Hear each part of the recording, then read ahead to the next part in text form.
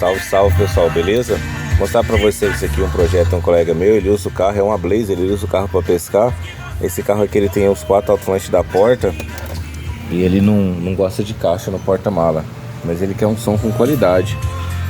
E a gente fez esse projetinho aqui pra ele, a caixa ficar no cantinho. O banco tá deitado aqui.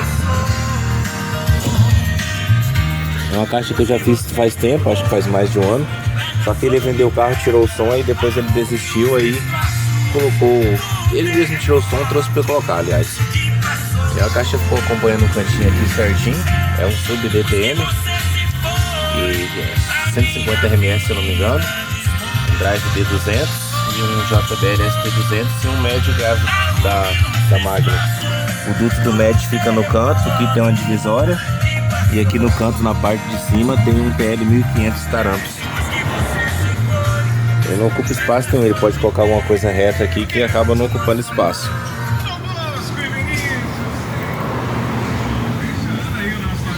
Gostou? Curtiu? Que isso, só rolou música boa nessa programação maravilhosa. Escolhi...